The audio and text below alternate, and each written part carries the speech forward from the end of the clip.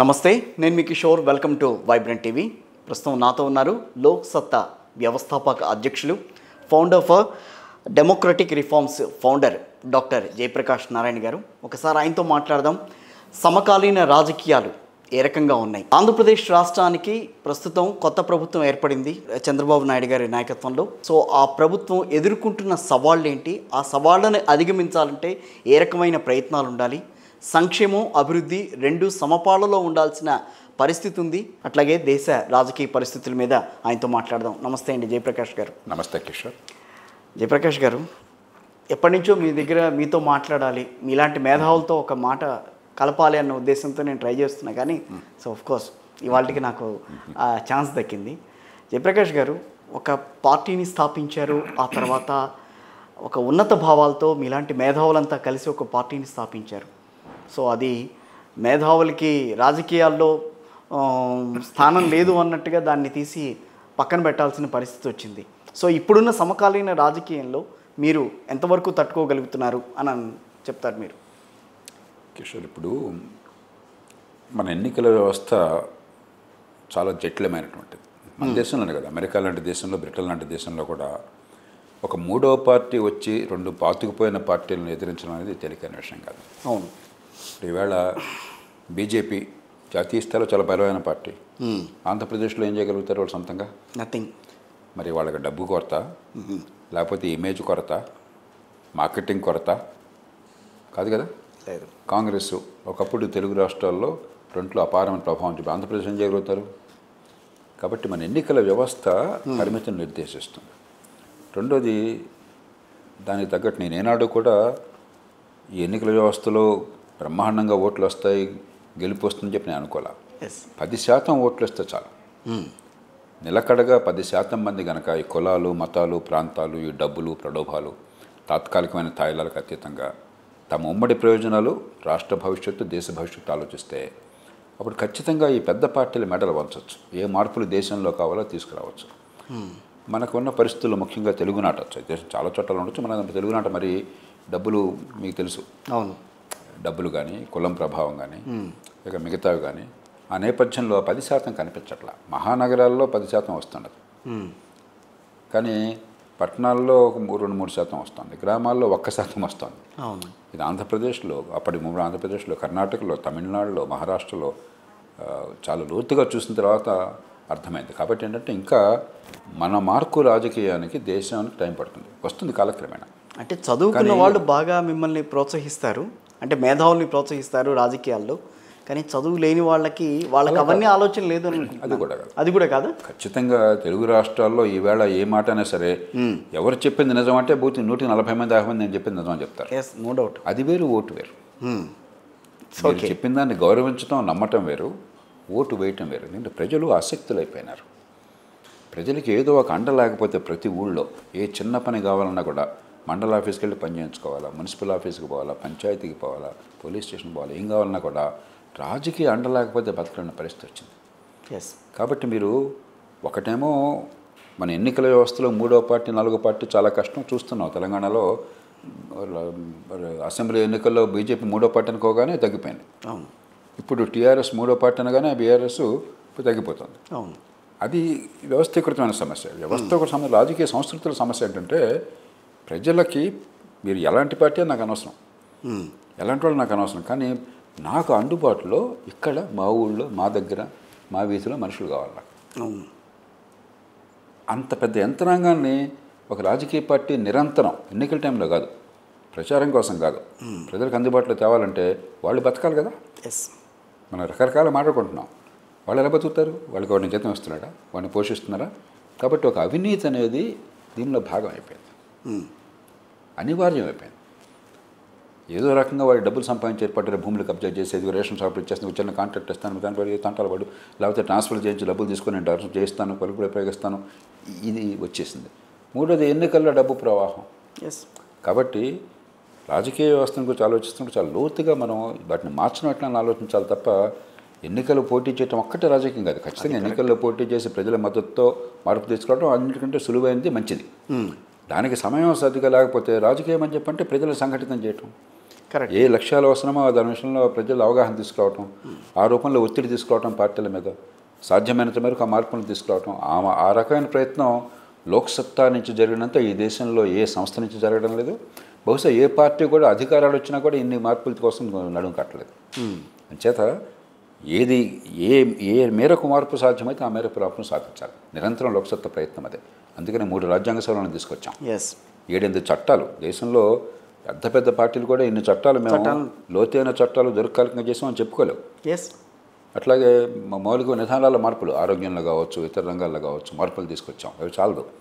కానీ ఈ మాత్రమే ఎందుకు వచ్చిందంటే అది లోక్సత్తా గొప్పతనం కాదు, సమాజానికి అవసరమైనది, నిష్కల్మషమైనటువంటి మనసుతో, ఏ రకమైనటువంటి అపేక్ష వ్యక్తిగతంగా లేకుండా మన సొంతానికి ఏం కాదు, ఇది వాస్తవాల ఆధారంగా హేతుబద్ధంగా పరిష్కారాలు ప్రజల ముందు పెడితే సమయ సందర్భం వచ్చినప్పుడు రాజకీయ పార్టీలకి వాళ్ళ అవసరమో మన దృష్టిలో ప్రజల అవసరమో రెంటిని కలిపితే. కానీ ఇంకొకటండి, ఇక్కడ తాయిలాలు లేనిది ప్రజలు ఒక రాజకీయ పార్టీని పార్టీగా గుర్తించట్లేదు. అందుకనే మన దేశంలోనే కాదు, సంపన్న దేశాల్లో కూడా ఏవో ఒక తాయిలాలు తాత్కాలిక సంక్షేమం లేకుండా ఓటు కష్టమవుతుంది. మరి మన దేశం నిరుపేద దేశం, అందులో ప్రభుత్వం నుంచి పని సరిగ్గా జరుగుతున్న దేశం కాదు. ఏ పని కావాలన్నా కూడా లంచమో, సిఫారసో, ఆలస్యమో, వేధింపో అలవాటైపోయింది. కాబట్టి ఖచ్చితంగా రాజకీయ పార్టీలు మనుగడ సాగించాలంటే కొంతమేరకు తాత్కాలికమైన వ్యక్తిగత సంక్షేమం. తాయిలాలు అంటే ఏమిటి? వ్యక్తిగతమైనది, తాత్కాలికమైనది సంక్షేమం, అభివృద్ధి కోసం పనికొచ్చేది కాదు, దీర్ఘకాలం కాదు. కాబట్టి అది లేకుండా రాజకీయం బహుశా సాధ్యం కాదు. కానీ అదే రాజకీయం అయితే నేను ఇప్పుడు అది లేకుండా రాజకీయం చేయమని నేను అంటలా, నిలబడి సాము చేయలేం. కానీ అదే రాజకీయం, అదే పరిపాలన అయితే భవిష్యత్తు అంధకారం. కాబట్టి దాన్ని అభివృద్ధితో దీర్ఘకాలిక సామూహిక అభివృద్ధి అంటే ఏమిటి? దీర్ఘకాలికం, సామూహికం, సంపద పెంచేది. సంక్షేమం అంటే తాత్కాలికం, వ్యక్తిగతం, ఉన్నదాన్ని పంచేయడం. సో పంచటం, పెంచటం, వ్యక్తిగతం, సామూహికం, స్వల్పకాలికం, దీర్ఘకాలికం, రెంటిని సమన్వయం చేయాలి, బ్యాలెన్స్ చేయాలి. అంతే తప్ప ఇదొక్కటే సంక్షేమమే చేస్తానని చెప్పని ప్రజలు ఒప్పుకుంటున్నారు కదా అని చెప్పి చేస్తే ఆ రాష్ట్రం వల్లకాడైపోతుంది. ప్రజలు దాన్ని కూడా తిరస్కరిస్తున్నారు. ఇప్పుడు తెలంగాణ ఉంది, తెలంగాణలో మొన్న 6 నెలల క్రితమే అసెంబ్లీలో ఎన్నికలు గెలిచారు. 6 నెలల్లో సగం సీట్లు ఎందుకు పోయినాయి? సంక్షేమం ఇచ్చారు. కర్ణాటక ఉంది, సంక్షేమం పెంచారు కదా, సంవత్సరంలో దాదాపు సీట్లు అన్ని పార్లమెంట్ ఎందుకు పోయినాయి? ఆంధ్రప్రదేశ్ ఉంది, జగన్మోహన్ రెడ్డి గారి ప్రభుత్వం సంక్షేమంలో అంటారా? లేదు. కాబట్టి సంక్షేమం వద్దని ప్రజలు అంటలా, సంక్షేమమే పరిపాలన అంటే ప్రజలు తిరస్కరిస్తున్నారు. కాబట్టి అది లేకపోతే రాజకీయ పార్టీగా వాళ్ళని ఎవరిని కూడా గుర్తించని పరిస్థితి. సమతూకం కావాలి, సంక్షేమం కావాలి, అభివృద్ధి కావాలి, అభివృద్ధిలో సామాన్యుల భాగస్వామ్యం కావాలి. మళ్ళీ అభివృద్ధి అంటే చదువుకున్న వాళ్ళకి, మరి బాగా డబ్బున్న వాళ్ళకి, మంచి మంచి స్కూళ్ళకి, కాలేజీకి వెళ్ళే వాళ్ళకి మాత్రమే అభివృద్ధిలో ఫలాలు వస్తే సామాన్యులు ఎదుర్కొంటాడు. నా సంగతి అంటే అడుగుతున్నాడు. కాబట్టి ఈ మూర్తిని మిళితం చేయాలి. ప్రజల భాగస్వామ్యము, అభివృద్ధిలో భాగం వాటా. నా భవిష్యత్తు, నా పిల్లల భవిష్యత్తు బాగుంటుంది.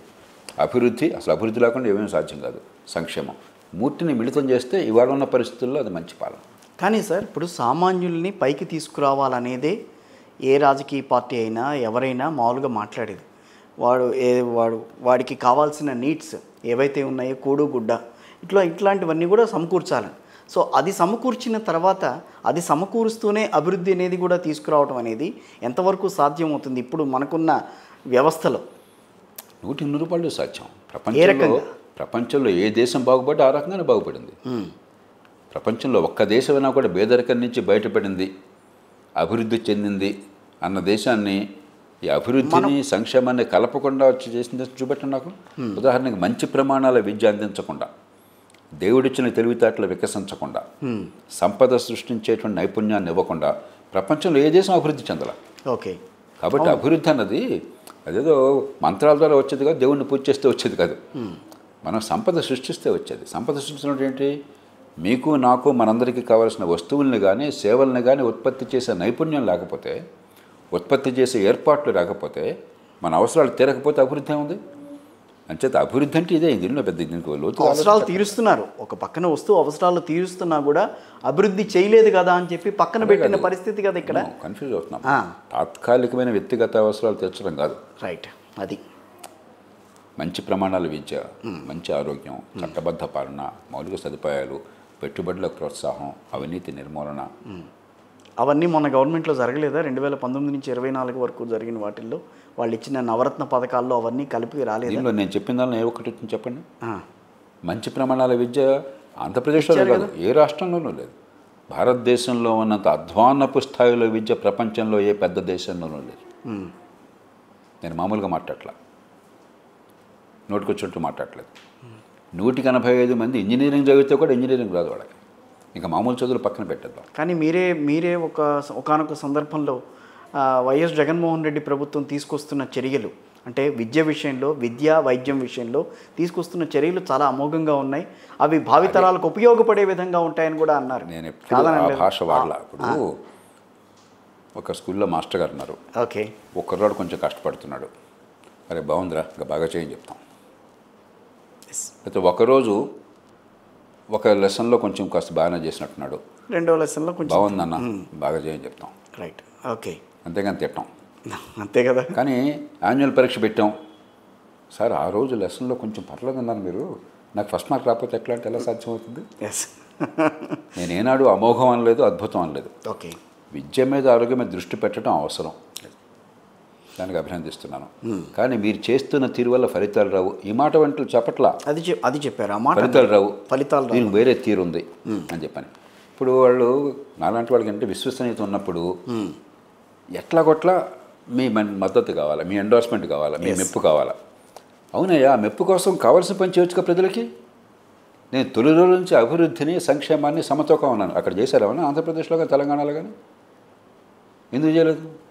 అట్లాగే విద్యకి ఇంకా డబ్బులు ఖర్చు పెట్టడం కాదయ్యా కావాల్సింది, పైపైన చేయడం కాదయ్యా. డబ్బులు పుష్కలంగా ఆంధ్రప్రదేశ్లో 93,000 రూపాయలు ఖర్చు పెడుతున్నాను ఇవాళ విద్య కోసం చెప్పాను, ఒక్కొక్క బిడ్డ మీద. అవును, పాఠశాల విద్య కాదు, చిన్న డబ్బేం కాదు. కానీ పొట్టకొస్తే అక్షరం ఒక్క రావట్లే పిల్లలకి, అది వాస్తవం. అది మీరెళ్ళి కూడా చూడండి, ఏ స్కూల్కైనా మీరెళ్ళి చూడండి. ఇవాళ ఆంధ్రప్రదేశ్ ఒకటే అట్లా, తెలంగాణ అట్లానే ఉంది, కర్ణాటక అట్లానే ఉంది, తమిళనాడు అట్లానే ఉంది. అంటే వాళ్ళు అట్లా ఉన్నాడు, మనకు అట్లా ఉండాలన్నా? లేదు కదా. ఒక రాష్ట్రం గురించి మాట్లాడుతున్నా కాబట్టి నేను గురించి చెప్తున్నాను, దేశం మొత్తానికి వర్తిస్తుంది. అలాగే ఆరోగ్యం ప్రయత్నం చేస్తే సరిపోయిందా? 26 లక్షల మంది ఆంధ్రప్రదేశ్లో ప్రతి ఏడాది కేవలం అనారోగ్య కారణంగా బేదలైపోతున్నారు. అది గుర్తుంచకుండా మేము అద్భుతాలు చేసామని మేము జబ్బలు తెచ్చుకుని మాకు ప్రజల కితాబు కావాలంటే ఎట్లా అవుతుంది? ఫలితాలు ఏమి వస్తున్నాయి దాని మీద. కొంత ఇప్పుడు ఆరోగ్యశ్రీ ఉంది, రాజశేఖర్ గారు పెట్టారు, మంచిదే, ఓకే, అయిపోయిందా ఆరోగ్యం? అది సమస్య. కొద్దిపాటి చేసి బాగా చేసామని మెప్పు పొందాలని కోరిక ఉందే, ప్రైమరీ ఏది జరగాలో జరిగే ఏర్పాటు జరగకుండా, అది సమస్య. ప్రైమరీ హెల్త్ క్లినిక్స్ లాంటివి తీసుకొచ్చారు, అలాంటివి కూడా ఇక్కడ కూడా దానికి కూడా ఏం చేయాలో చెప్పాను నేను. దానికి కూడా ఇప్పుడు ఉద్యోగుల్ని పెట్టి జీతాలు ఇస్తేనే పని జరిగిపోతే భారతదేశంలో ఉద్యోగులు లేరా, జీతాలు ఇవ్వట్లేదా? ఇస్తున్నారు. ఎప్పుడు పని జరుగుతుంది ఇలాంటి విషయాల్లో? పోటీ ఉన్నప్పుడు, సేవలు అందించే వాళ్ళ మధ్య పోటీ ఉండి సేవలు అందిస్తేనే వాడికి ఆదాయం వస్తుంది అనుకోండి. ఆరోగ్యశ్రీ ఎందుకని సక్సెస్ అయింది? ఇష్టం వచ్చిన హాస్పిటల్కి వెళ్ళచ్చు, మీకు స్వేచ్ఛ ఉన్నది, వాడి మధ్య పోటీ ఉంది. అలాంటి వ్యవస్థను పెట్టినప్పుడు కొంత ఫలితాలు వచ్చాయి. కాబట్టి ఏంటంటే కొన్ని సందర్భాల్లో ప్రభుత్వాలు, పార్టీలు అసలు మంచి ప్రయత్నం చేయట్లేదని అంటలా, దేశంలో అన్ని చోట్ల జరుగుతుంది. కానీ చేసే ప్రయత్నం, మనం పెట్టే వనరులకి మంచి ఫలితాలను ఇవ్వకపోతే, కేవలం బిల్డింగులు బాగా కట్టాం, టాయిలెట్ నిర్మాణం చేసాం, అది వద్దని ఎవరు అనరు. కానీ ఖర్చు పెట్టిన మాత్రం చేత ఫలితాలు వస్తాయని కాదు. 93,000 ఖర్చు పెడుతుంటే విద్య ఎందుకు రావట్లేదు? డబ్బులు ఖర్చు పెట్టి ఆంధ్రప్రదేశ్ దేశంలో అతి ఎక్కువ విద్య కోసం. భారతదేశంలో ప్రపంచం మొత్తంతో పోలిస్తే విద్యా ప్రమాణాలు చాలా నాసి, ఆంధ్రప్రదేశ్లో గొప్పగా ఏం లేవు. అందుచేత నువ్వు ఎంత ఖర్చు పెట్టావో నాకు అనవసరం, ఎంత అడ్వర్టైజ్మెంట్ ఇచ్చావో నాకు అనవసరం, ఫలితం ఏమొచ్చింది, ప్రజల జీవితం ఏ మేరకు మారింది, దాని ప్రమాణంగా మనం లెక్క చేయాలి. అంటే మీరు ఈ సంక్షేమం విషయంలో మీకు ఒక క్లారిటీగా మీరు చెప్తున్నారు, గత ప్రభుత్వం సంక్షేమం ఇచ్చింది, అది సంక్షేమం వరకే పరిమితం అయిపోయింది, అభివృద్ధిలో అంతేకాదు, సంక్షేమమే పరిపాలన, ఇంకేం అక్కర్లేదని చెప్పారు వాళ్ళు. అంతకంటే మూర్ఖపు పాలన ఇంకోట్లేదు. మరి ఇప్పుడు చంద్రబాబు నాయుడు గారు కూడా అంతకంటే ఎక్కువ సంక్షేమం ఇస్తానని ముందుకు వచ్చారు. ఆయన ఇప్పుడు ఆపద్ధర్మం కొద్దీ కొన్ని హామీలు ఇచ్చారు, ఆర్థిక పరిస్థితి కష్టపడి కొన్ని అమలు చేశారు. ఓకే, కానీ ఇప్పుడు చంద్రబాబు నాయుడు గారు ఎందుకు పట్టం కట్టారు? ఖచ్చితంగా ఆయన అయితే మౌలిక సదుపాయాలు అభివృద్ధి చేస్తారు, పెట్టుబడులను ప్రోత్సహిస్తారు, పోలవరం పూర్తి చేస్తారు, నగరీకరణ పట్టణీకరణ జరుగుతుంది, అభివృద్ధికి దోహదం జరుగుతుంది అని చెప్పని. ఆ నమ్మకం గతంలో చేసిన ఫలితాలు ఆంధ్రప్రదేశ్లో, ఇప్పుడు ఇవాళ 3 ఆంధ్రప్రదేశ్లో, హైదరాబాద్ నగరంలో జరిగిన మంచిలో ఆయన పాత్ర అంటే అందరికీ తెలుసు. కాబట్టి అది చేస్తారని, అది చేయకపోతే వాళ్ళకంటే 10 రూపాయలు సంక్షేమం ఎక్కువ ఇచ్చారని చెప్పంటే ఖచ్చితంగా ప్రజలు దాన్ని ఆమోదించారు. అలా చేయగలిగే సాధ్యత ఉందా ఇప్పుడున్న ఆంధ్రప్రదేశ్కు ఉన్న ప్రస్తుతం ఉన్న ఇప్పుడు ఆదాయం, అప్పులు రెండు వెంటనే సవాళ్ళు ఉన్నాయి. మొట్టమొదటి సవాలు ఆర్థిక పరిస్థితి. ఎస్. కొన్ని లక్షల కోట్ల రూపాయల అప్పు పెరిగిపోయింది. అప్పు పెరగడమే కాకుండా చాలా విచిత్రమైన రీతిలో అప్పులు చేశారు. ప్రభుత్వాలు ఎప్పుడు కూడా ఎస్క్రో అకౌంట్తో అప్పులు చేయవు. ఎస్, అవును, ఎస్క్రో అకౌంట్తో చేయకూడదు. మీరు ఏ పన్నుల డబ్బు వచ్చినా అది ఖజానాకు వస్తుంది. ప్రజాస్వామ్యంలో మూల సూత్రం ఏంటంటే ప్రజలు ఎన్నుకున్న ప్రతినిధులు నిర్ణయిస్తే డబ్బు ఎట్లా ఖర్చు కావాలి. ప్రజల ప్రతినిధులతో చట్టసభతో సంబంధం లేకుండా పన్నుల రూపంలో వచ్చే డబ్బు డైరెక్ట్గా అప్పులు ఇచ్చినాడికి వెళ్ళిపోవటం అంటే రాజ్యాంగ విరుద్ధం. అది అంతకంటే అరాచకత్వం ఇంకోట్లేదు. ఆ రకంగా కూడా అప్పులు చేశారు. ప్రభుత్వ ఆస్తుల్ని తాకట్టు పెట్టి అప్పులు చేశారు. అవి కూడా అంతటితో ఆగల. నాకు అర్థమైనంత వరకు దాదాపుగా 1,00,000 కోట్ల రూపాయలు బకాయిలు ఉన్నాయి చెల్లించాలి. అది ఇంకా అప్పులు కనిపించట్లా. ఖర్చు కాగితం మీద జరగలా ఇంకా, కానీ అవి అనివార్యం. అది మీకు డబ్బు ఇవ్వాల్సింది ప్రభుత్వం అప్పడింది, తర్వాత చూస్తామని చెప్పినారు. మీరేం ప్రభుత్వాన్ని ఎదిరించలేరు, కానీ ఇవ్వాలి ఎప్పుడో ఖచ్చితంగా. కాబట్టి ఉన్న అంకెల కంటే 1,00,000 కోట్లు ఇంకా తక్కువ ఉన్నారు. కాబట్టి ఆర్థికంగా ఒక్క రోజున కాదు, ఒక 3-4 ఏళ్ళు పడుతుంది. ఒక గార్డెన్ పెట్టాలి. రెండోది ఒక అరాచక పరిపాలన వచ్చింది. మామూలుగానే దేశంలో చట్టబద్ధ పాలన లేదు, ఏ రాష్ట్రంలోనూ సరిగ్గా లేదు. కానీ ఆంధ్రప్రదేశ్లో మరీ శృతి మించి బరి తెగించి ఇక చట్టమే లేదు. ఒక గూండాల పాలన. అధికారులు ఉన్నవాడు బడి తేవడుతుంటే వాడిది బరే. గత కొన్ని రోజులుగా జరుగుతున్న మరి హత్యలు ఇవన్నీ కూడా మరి గత నెల రోజులుగా ఎవరు చేసినా కూడా మనం మీరు ఎంతవరకు దాన్ని వాళ్ళ పరిపాలన రాగానే అర్జెంటుగా జరిగిపోయింది రాజీనామా చేయడం ఇవన్నీ కూడా అది లేదు. అట్లా అసలు ఏం జరుగుతుందో తెలియదు. విషయాలు తెలియకుండా మనం మాట్లాడకూడదు. ఆనాడు కూడా రోజు మాట్లాడలేదు కదా. ఎస్, చాలా కాలం చూసాక అధ్యయనం చేసాక ఒక స్టాండ్ తీసుకున్నాం. ఇవాళ కూడా అంతే, విషయం తెలుసుకుందాం. అంతేగాని ఇదిగో అప్పులంటే అదిగో తోక దొన్నపోతుంది దాన్ని దూడను కట్టేయటం ఈ రకంగా నేను కూడా మాట్లాడితే ఎందుకు? ఇంకా సోషల్ మీడియా ఏదో మాట్లాడుతుంటాం మనం. అది కాదు, వాస్తవాలు కావాలి, హేతుబద్ధమైన ఆలోచన కావాలి, లోతైన పరిశీలన కావాలి, పరిష్కారం కావాలి. అంతేగాని నోరుంది కదా ఇష్టం వచ్చేట్టు మాట్లాడితే ధ్వనిని పెంచుతున్నాం మనం. ఎస్, మనకు కావాల్సింది మనం వేడి కాదు, వెలుతురు వేడి కాదు కదా, ధ్వని కాదు, విజ్ఞత కావాలి. కాబట్టి కనీసం నాలాంటి వాళ్ళని వదిలేసేయండి ఈ విషయాల్లోకి. రోజువారీ ప్రతిరోజు ప్రతి గంట ఈ చెత్త చెత్తలోకి మనం అడగకూడదు. ఇందాక చెప్పాను, చట్టబద్ధ పాలన భారతదేశంలో ఎక్కడ లేదు. కానీ ఇక్కడ మరీ బరి తెగించి సుతిమించారు. అది సమస్య. ఒక చోట చట్టబద్ధ పాలన ఉంది, ఇక్కడ ఏదో స్వర్గం ఉందని ఎవరు అంటలా ఈ దేశంలో. చాలా రాష్ట్రాలన్నింటిలో కూడా దానిలో కూడా కనీసం ఒక పరిమితి లోపల ఉంటే, కొంత సభ్యత సంస్కారం ఉంటే కొంత తట్టుకుంటే సమాజం మిగతా దీర్ఘకాలంలో చేయాల్సిన మార్పులు చేయొచ్చు. అది కూడా బరి తెగించి సిస్టమ్ వచ్చినట్టు చేస్తే అది చాలా ప్రమాదకరం. నేను చెప్పేది దాని గురించి. కాబట్టి అది వెంటనే చేయాలి. ఓకే. ఇక పెద్ద సమస్య రాష్ట్రానికి సంబంధించినటువంటి మౌలిక సదుపాయాల కల్పన, పోలవరం కావచ్చు, ఒక గ్రీన్ ఫీల్డ్ సిటీ నిర్మాణం కావచ్చు, మరి మళ్ళీ గత అంతకుముందు 5 ఏళ్లలో చేసినట్టుగా గత 5 ఏళ్లలో జరగనట్టుగా మనకి మౌలిక సదుపాయాల మీద దృష్టి పెట్టడం కావచ్చు, మరి కియా మోటార్స్ లాంటి పెట్టుబడులు ప్రోత్సహించడం ఎలాగో చేయాలి, చేస్తారు. ఎందుకంటే అది చేస్తారనే ఉద్దేశంతోనే ఆ ప్రభుత్వానికి పట్టం కట్టారు. కానీ దేశవ్యాప్తంగా ఉన్న సమస్యలు ఉన్నాయి. ఇవాళ నిరుద్యోగ సమస్య పరిష్కారం ఆషామాషి కాదు భారతదేశంలో, తెలుగునాట కాదు, ఇతర రాష్ట్రాల్లోనూ కాదు. అలాగే మంచి ప్రమాణాల విద్య, మంచి ఆరోగ్యం, చిన్న పట్టణాల అభివృద్ధి ఈ దేశం మొత్తంలో అవసరం, ఆంధ్రప్రదేశ్లో కూడా అవసరం మనకున్న పరిస్థితులు ఉపయోగించడం. కాబట్టి 3 స్థాయిల్లో ఈవేళ ఒక వ్యూహం తీసుకుని ఏర్పాటు చేయాల్సిన అవసరం ఉంది. కానీ ఇప్పుడు అన్ని రాష్ట్రాల్లో ఉందని అంటున్నారు. సో గత 2 సంవత్సరాలు 2 దఫాలుగా బీజేపీ అలయన్స్ అని అనుకుంటాం, ఎన్డీఏ గవర్నమెంట్లో ఉంది. సో ఎంతవరకు అభివృద్ధి చేసిందనే విషయం అందరికీ తెలిసిందే. కానీ మీరు మొన్నటి ఎన్నికల్లో ఎన్డీఏ కూటమికి ఓటేయండి అని చెప్పి మీరు మాట్లాడారు. అంటే అభివృద్ధిని చూసి మీరు ఓటేయండి అని అన్నారా, లేకపోతే ఆ ప్రభుత్వం ఉంటే మళ్ళీ అభివృద్ధి అనేది మీరు ఇంకా కొంచెం చూసే అవకాశం ఉంటుందని ఆలోచనతో ఉన్నారు? గత 10 ఏళ్లుగా ఏం చేశారు, 2 ఇప్పుడు ఏమి వాళ్ళు ప్రతిపాదిస్తున్నారు, రైట్, 3 వాళ్ళు ప్రతిపాదిస్తున్నది వాళ్ళు చేస్తున్నది కొనసాగితే ఏం జరుగుతుంది. ఎస్. కాబట్టి 2 చాయిస్లు ఉన్నాయి ఇక్కడ, ఒక కూటమి ఇటు, ఒక కూటమి అటు. ఎవరు అద్భుతం కాదు, మనకి దేవతల రాక్షస మధ్య పోరాటం కాదు. అది అవును, చాయిస్ వాళ్ళిద్దరి మధ్య ఉంది. కానీ మీరు నేను చాయిస్ కాదు ఈ దేశంలో ఉన్న పరిస్థితుల్లో, ఈ దేశంలో ఎన్నికల పరిస్థితుల్లో. అవును. కాబట్టి ఖచ్చితంగా నేను కారణం చెప్పకుండా నేను ఇంతవరకు నిర్ణయం తీసుకోలేదు. ఎప్పుడు కూడా మీరు ఒక పార్టీకి ఫర్గా ఎక్కడ మాట్లాడాల మీ. కాబట్టి ఆనాడు స్పష్టంగా నేను చెప్పాను, ఖచ్చితంగా గత 10 ఏళ్లలో మౌలిక సదుపాయాల కల్పన కానీ, రైట్, ఆర్థిక క్రమశిక్షణ కానీ, మన దేశంలో ఆర్థిక క్రమశిక్షణ పాటించిన ప్రభుత్వాలకు చాలా చాలా కష్టం, రాజకీయంగా బోళ్ళు ఒత్తిళ్ళు ఉంటాయి. ఆర్థిక క్రమశిక్షణ కానీ ఎన్నికల ముందు బడ్జెట్లో కూడా తాయిలాలు ప్రకటించాలి. ఎంత ధైర్యం కావాలి, ఎంత దేశం పట్ల మమకారం కావాలి, ఎంత దీర్ఘకాలిక దృక్పథం కావాలి.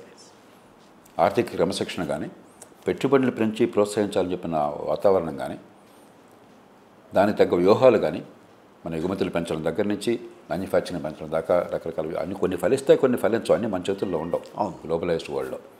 కానీ అవి రెండోది, వాళ్ళు వచ్చే 5 ఏళ్ళకి ఏం ప్రతిపాదిస్తున్నారు?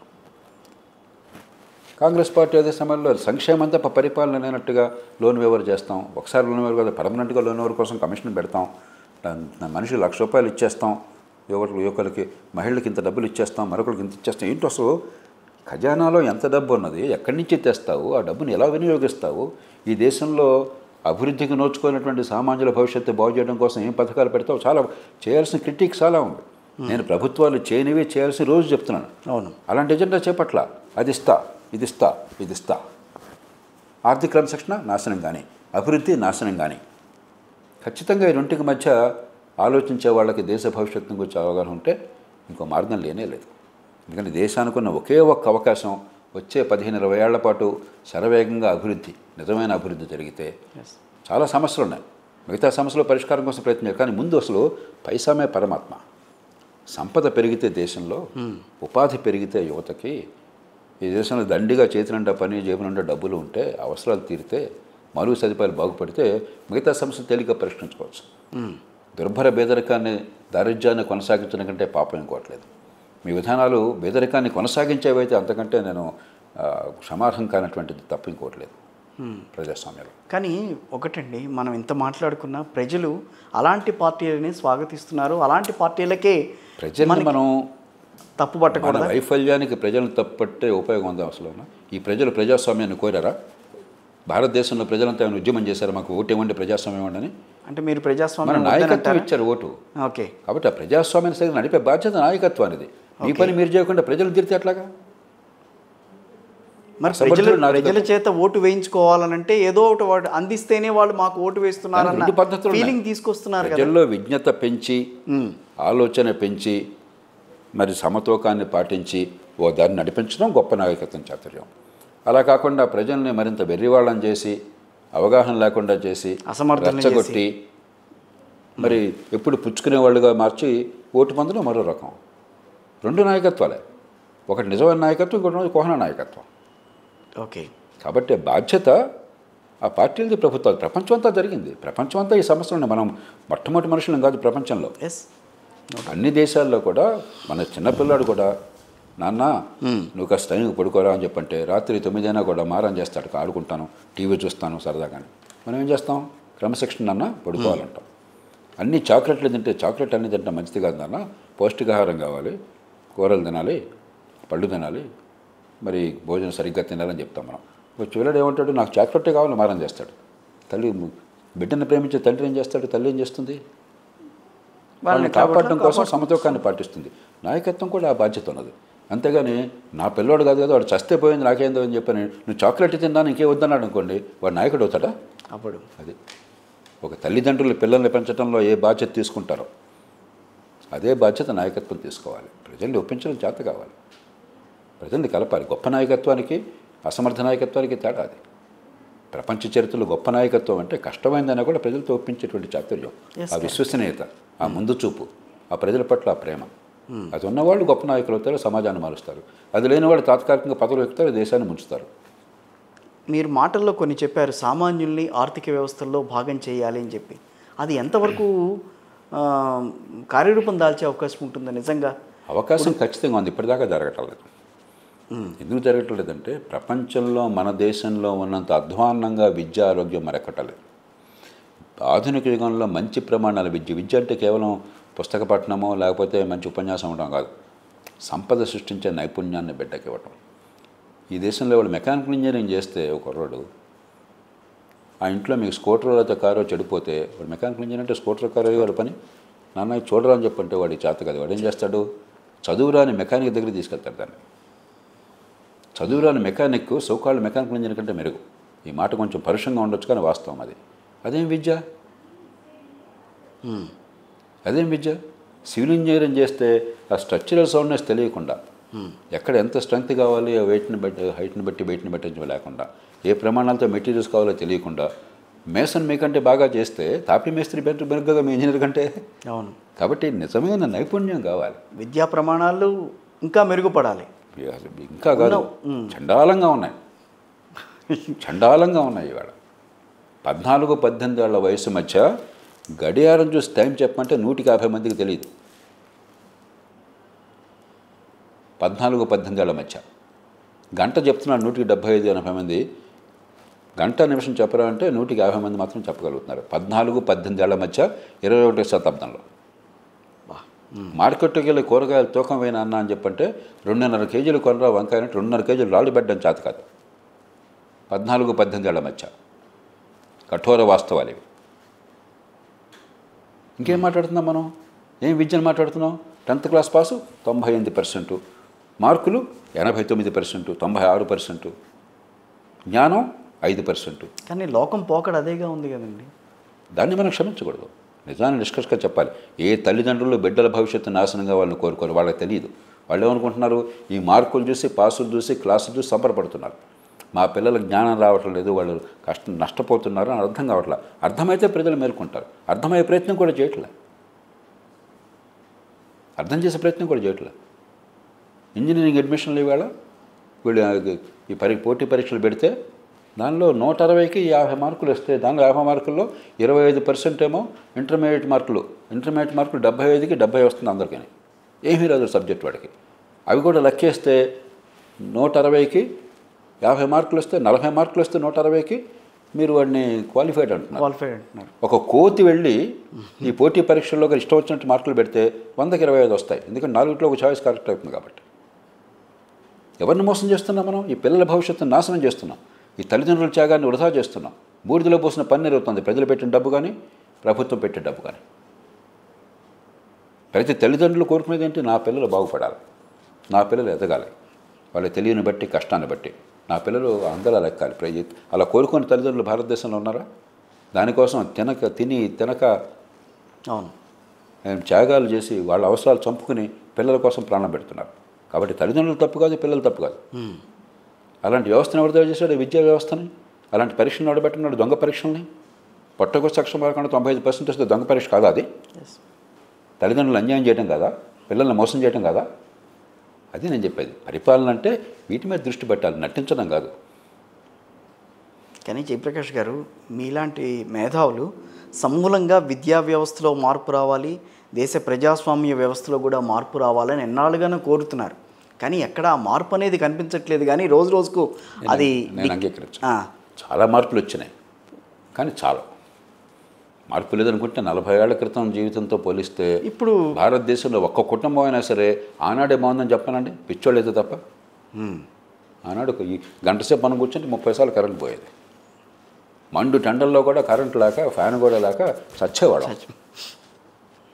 ఆనాడు మీకు కారో ఇంకోటో కావాలంటే ఒక్కటే మేకు లేదా 2 మేక్స్ డుక్కుమంటూ ఒక దూర ప్రయాణం చేస్తే గ్యారంటీ కారు బ్రేక్ డౌన్.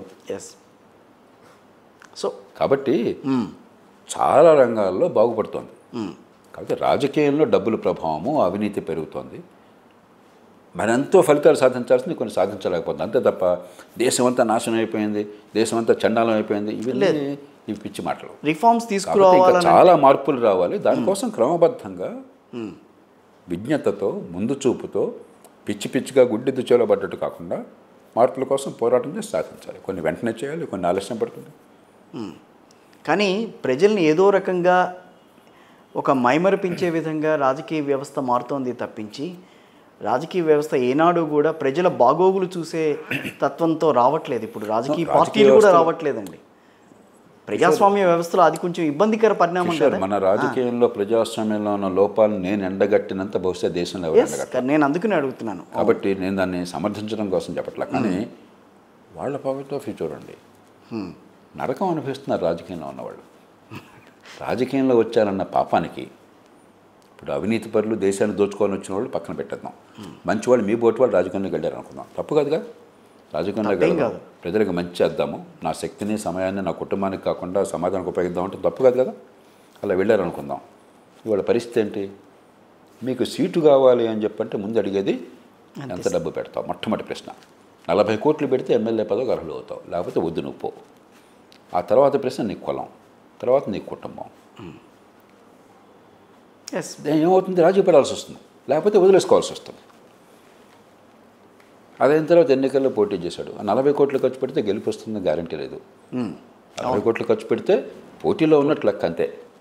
ఒకటి ఇద్దరు 40 కోట్లకు పెడుతున్నారు, ఒక 50-60 పెడుతున్నాడు, ఒకటి నెగ్గుతున్నాడు, ఒకటి నెగ్గట్లేదు. ఎంత పెట్టాక మొత్తం గోవిందన్న. 40 కోట్లు 50 కోట్ల రూపాయలు అంటే అమెరికాలో ప్రెసిడెంట్ బైడెన్ పెట్టినా కూడా ఆయన సొంతంగా పెట్టాలంటే ఆయన కొంపైపోయింది. మరి ఇంత బీద దేశంలో ఆఫ్టర్ ఆల్ ఎమ్మెల్యే పదవికి 40 కోట్లు ఖర్చు అంటే సామాన్యమా ఇది? సరే ఒకసారి పోతాడు, పోయిన తర్వాత నెత్తి మీద చెంగేసి నేడుస్తూ ఉంటాడు, తంటాలు పడతాడు సంపాదించుకోవడం కోసం. నెగ్గుతాడు, నెగ్గినోడు సంపాదించుకోవాలి కదండి. పని సంపాదన వద్దంటే ఇవన్నీ వదిలేసుకుంటూ ఉన్నాం. ఎంత సంక్లిష్టమైనటువంటి పాలనా వ్యవస్థ ఇది.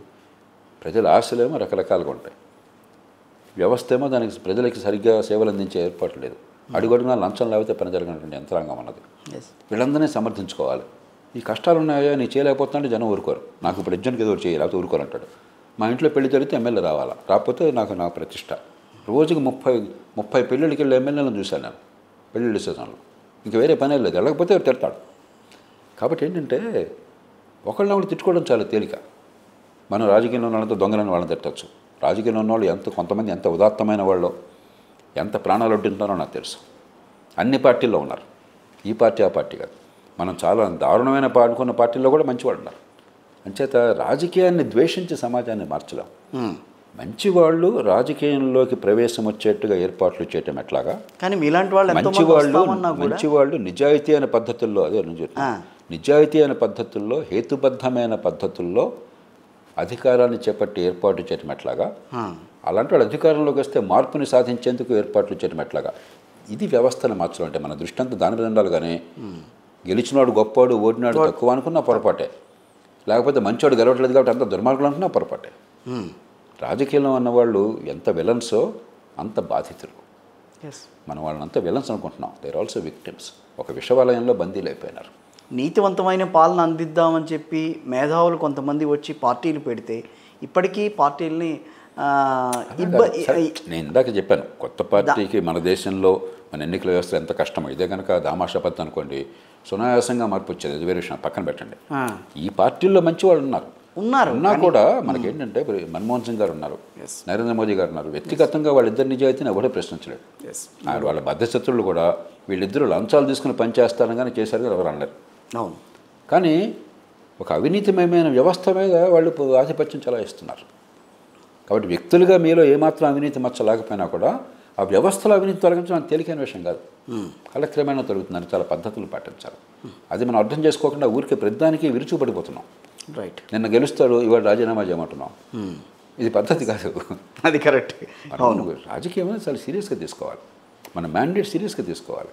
దాని నుంచి కన్స్ట్రక్టివ్గా ఉన్నటువంటి పరిస్థితుల్లో అత్యుత్తమ ఫలితాలు ఎలా అందించాలి, పరిమితమైన వనరులతో, పరిమితమైన అధికారంతో, దానికి మార్గం ఏంటి, దానికి వాళ్ళకి నచ్చ చెప్పాలి, వాళ్ళని ఒత్తిడి తేవాలి. కానీ ప్రతిరోజు అసాధ్యమేం చేసేసి అందులో అధికారులు మీరుంటే ఒక మాట, నేనుంటే ఒక మాట, అదేంటిది? ఎవరున్నా కూడా ఒకటే మాట. అధికారులు ఎవరున్నా బాధ్యత మంది అనుకోవాలి. అంతేగాని వాడు అధికారంలో ఉన్నాడు కాబట్టి అసాధ్యమని అడిగితే చెప్పి చేయట్లేదు కాబట్టి ధర్నాలు చేస్తానని, మీరు వచ్చిన తర్వాత సాధ్యం కాదని తేల్చి చెప్పి, ఇదంతా తమాషా అయిపోయింది దేశంలో. మనం కూడా పత్రికల్లో ఆలోచించే వాళ్ళు కూడా ఆ రకంగా ఆలోచిస్తే దేశం పూర్తిగా నాశనం అయిపోతుంది. ప్రతి ఇష్యూని కూడా వాస్తవం ఏంటి, అక్కడ తర్కం ఏంటి, వనరులు ఏంటి, సాధ్యాసాధ్యాలు ఏంటి, ఉన్నదాన్ని అత్యుత్తమ ఫలితాలు అలా తీసుకురావాలి. ఆ రకంగా పెడితే మన వల్ల మంచి మిగులుతుందని, లేకపోతే మన వల్ల ఊరికే ధ్వని మిగులుతుంది అంతే. కానీ జయప్రకాష్ గారు, కులాల ప్రాతిపదికన రాజకీయాలు కూడా విడిపోవటం అనేది కూడా చూస్తున్నాం కదా.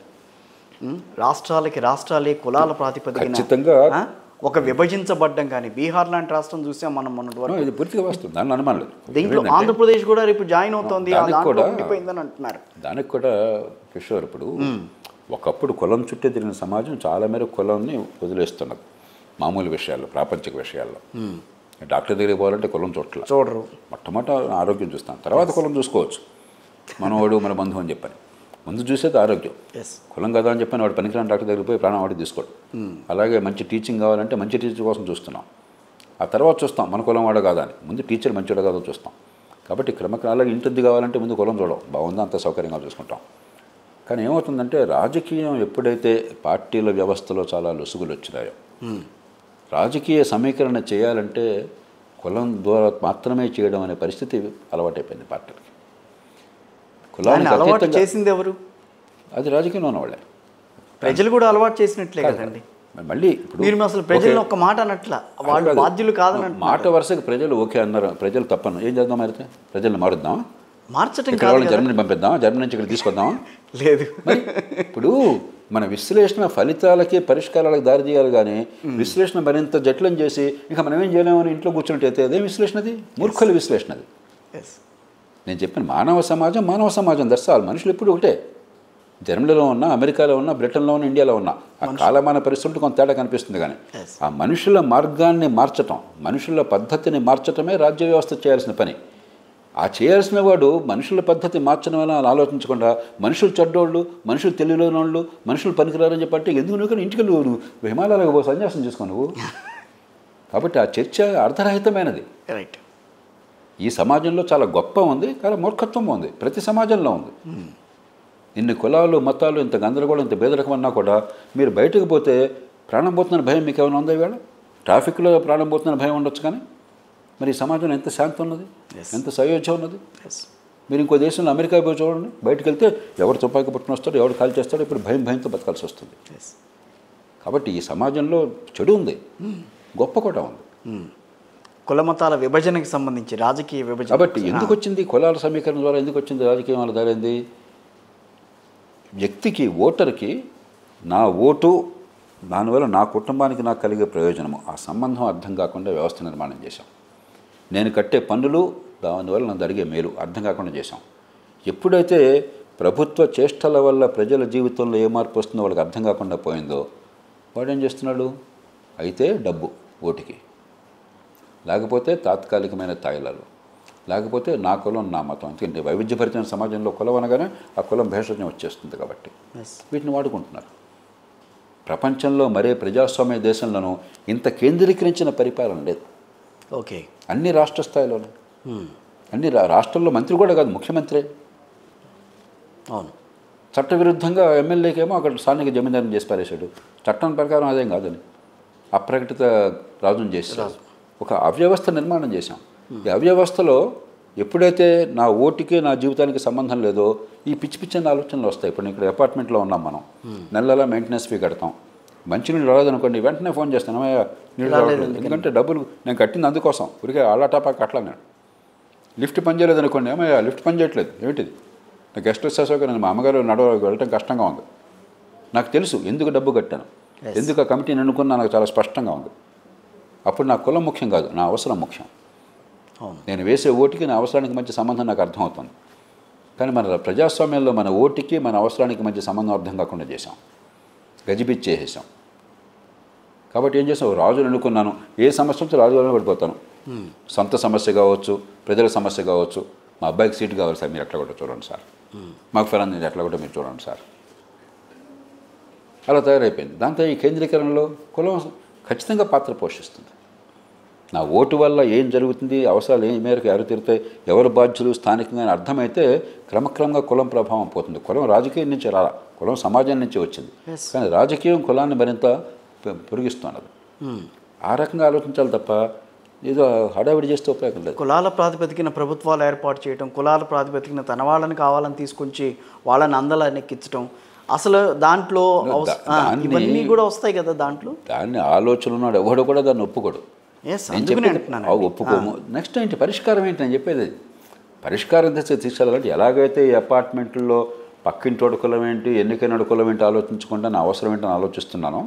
అలా ఆలోచించే రీతిని కనుక మీరు రాజ్య వ్యవస్థ నిర్మాణం చేసినట్టయితే క్రమక్రమంగా కులం ప్రభావం తగ్గుతుంది. కులం పోతుందని అట్లా, కులం పోవడానికి సమాజం పూనుకోవాలి పెళ్ళిళ్ళ నుంచి. కానీ రాజ్యంలో, రాజకీయంలో, పరిపాలనలో కులం ప్రభావం తగ్గిపోతుంది.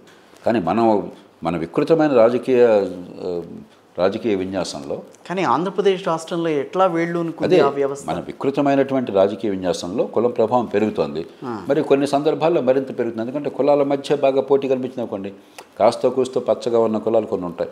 వివిధ సామాజిక కారణాల వల్ల వాళ్ళు కొంచెం ఎంటర్ప్రైజ్ కావచ్చు, విద్య కావచ్చు, కొంచెం సంపద కావచ్చు, మనం ఏదో సమాజానికి చేయాలన్న తపన కావచ్చు, పెత్తనం చేయాలని చెప్పిన కోరిక కావచ్చు. అప్పుడు ఏమవుతుంది? పార్టీలు కనిపించట్లా. వైకాపా అనగానే రెడ్డి, టీడీపీ అనగానే కమ్మ. అలా ఎప్పుడైతే ఉందో ఆ ఉన్మాదంలో తీసుకురావడం చాలా తేలిక. కొంతమంది ఆ కులాన్ని నెచ్చిన మెట్లుగా వాడి వీళ్ళు నెత్తి తొక్కి నెత్తి నెక్కి కులం పేరుతో వస్తారు, కానీ కులాన్ని వాడు పట్టించుకోడు, కులాన్ని వాడుకుంటాడు. అది వీళ్ళకి అర్థం కాక పాపం వీళ్ళు మేమే అధికారంలో ఉన్నాం అనుకుని అధికారంలో ఉంటే మటుకు వీడు బతుకమవుతుంది, వీడు బతుకుని నాశనం చేసుకుంటున్నారు. కాబట్టి అభివృద్ధికి అవి ప్రతిబంధకాలు అవుతున్నాయి కదా చాలా విషయాల్లో. ఖచ్చితంగా. కాబట్టి నేను చెప్పేది సమస్య మనకు అర్థమవుతుంది. పరిష్కారం నిజమైన అధికార వికేంద్రీకరణ. నాకు అర్థమయ్యే రీతిలో పౌరుడికి ఇక్కడ ఏం జరుగుతుంది, ఆ పని జరిగే దానివల్ల నాకు లాభం ఏంటి, జరగకపోతే నష్టం ఏమిటి, నా పనులు పెరగకపోతున్నాయని పూర్తిగా వ్యక్తిగతంగా కుటుంబంగా అర్థమయ్యే స్థాయికి పరిపాలన తీసుకొచ్చి దాన్ని జవాబుదారీగా చేసినట్టయితే అప్పుడు కాలక్రమేణా కులం కంటే నా అవసరము నా కుటుంబం ముఖ్యం అవుతాయి. కానీ అలాంటి అధికార వికేంద్రీకరణని మొన్న ప్రజలు కాదని అన్నారు కదా, సచివాలయ వ్యవస్థను తీసుకొచ్చారని చెప్పి. అది వికేంద్రీకరణ ఎట్లా అవుతుంది? జగన్మోహన్ రెడ్డి గారి పరిపాలన వికేంద్రీకరణ. మెడమే తలకాయ నాడు నా మాట అంటాడా? మంత్రులకి ఎట్టకైనా లేకపోతే వికేంద్రీకరణ. మంత్రులకి లేదు, అది వికేంద్రీకరణ కాదు, డీకాన్సన్ట్రేషన్. మనం డీసెంట్రలైజేషన్ అనుకుంటున్నాం. ఓకే, డీకాన్సన్ట్రేషన్. ఈ దేశంలో ఎక్కడా వికేంద్రీకరణ లేదు. జగన్మోహన్ రెడ్డి గారిది ఎక్స్ట్రీమ్ కావచ్చు, వికేంద్రీకరణ లేకుండా అధికార కేంద్రీకరణ, ఒక ఆధిపత్య ధోరణి, ఒక రాచరిక స్వభావం. కానీ అన్ని పార్టీలు అన్ని రాష్ట్రాల్లో ఇదే తీరునున్నాయి. ముఖ్యమంత్రి ఇవాళ రాష్ట్రాల్లో నిరంకుశుడు, ఇవాళ ప్రధానమంత్రి దేశంలో నిరంకుశుడు. అధికార కేంద్రీకరణ మనకి మామూలు అయిపోయింది. కాబట్టి ఇదేదో అధికార వికేంద్రీకరణ ఎక్కడ పెట్టారనుకుంటే అంటే అది ఏంటో అర్థం కాక మాట్లాడుతున్నాం మనం. అధికార వికేంద్రీకరణ పదానికి అర్థం తెలియక మాట్లాడుతున్నాం మనం. అవును. అంటే ఇప్పుడు రాష్ట్రంలో ఏదైతే రాజధానులు మూడు ప్రాంతాల్లో రాజధానులు ఏర్పాట్లు చేస్తానని అన్నారు ఆయన. ఇది ఇక పరిపాలనా రాజధాని చట్టంలోకి వెళ్ళొద్దు. మనం చాలాసార్లు చర్చించుకున్నాం, ఏం ఉద్ధరించారో మనకు తెలుసు, అయిపోయింది. ఇప్పుడు ఆంధ్రప్రదేశ్ సర్కార్ ముందున్న సవాళ్ళు ఏంటని అంటారు? ఏ రకంగా ఇందాక చెప్పారు, ప్రస్తుతం ఉన్న పరిస్థితులు రకాలనేవి. అవును, ముందు ఆర్థిక స్థితి, ఎందుకంటే పైసామే పరమాత్మ. రాష్ట్రం దివాలా తీస్తే ఏ ప్రభుత్వమైనా చేసేదేముండవు. 2, ఈ చట్టబద్ధ పాలన పునరుద్ధరించడం, కనీసం కొంతమేర కన్నా కాస్త కొన్ని పద్ధతులను పాటించే ప్రభుత్వం, ఓ రాచరిక స్వభావంతో, గోండా స్వభావంతో, నేరపూరిత రాజకీయంతో కాకుండా. ఇక అసంపూర్ణంగా మిగిలిన, ఉదాహరణకి పోలవరం అద్భుతమైన ప్రాజెక్ట్ అది. అవును, అది గోదావరి బేసిన్ నుంచి కృష్ణా బేసిన్కి జలాన్ని మళ్లించే ప్రాజెక్ట్. అది మామూలు ప్రాజెక్ట్ కాదు. ఆ ప్రాజెక్ట్ వల్ల పెద్దగా లాభం గోదావరి ప్రాంతంలో ఉన్నటువంటి వాళ్ళకి కాదు, వాళ్ళకి అలాగో నీళ్ళు వస్తున్నాయి. గోదావరి జిల్లాలో మీరు ఈ ప్రాజెక్ట్ కట్టినా కట్టకపోయినా వాళ్ళ పంటలు పండుతాయి వాళ్ళకి. కానీ ఆ ప్రాజెక్ట్ ఏంటంటే అక్కడ స్థిరీకరించడంతో పాటు మీకు కృష్ణా డెల్టాకి నీళ్ళు ఎప్పుడైతే మళ్ళిస్తారో, కృష్ణాలోనేమో జలాలు వినియోగం ఎక్కువైపోయింది, అవసరం ఎక్కువ ఉంది, నీళ్లు తక్కువ ఉన్నాయి. గోదావరిలో నీళ్లు పుష్కలంగా ఉన్నాయి, సముద్రంలో కలిసిపోతున్నాయి. కాబట్టి పోలవరం దగ్గర కనుక డ్యామ్ కట్టినట్టయితే సులభంగా మళ్లించవచ్చు. మళ్ళిస్తే పైన అక్కడ ఆయకట్టుకు మేలు జరుగుతుంది.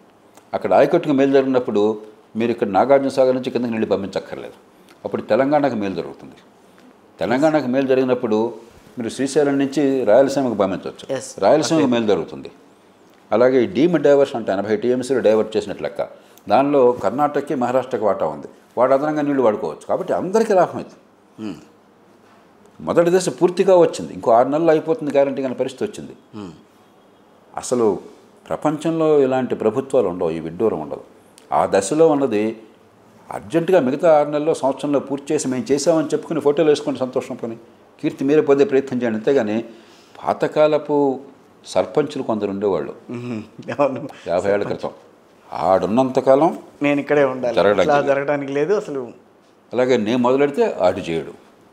అంతేగాని రాజశేఖర రెడ్డి గారు ఏం చేశారు, చంద్రబాబు నాయుడు గారు మొదలెట్టిన అన్నీ కూడా మరింత కొనసాగించి ఆయన కీర్తి పొందాడు.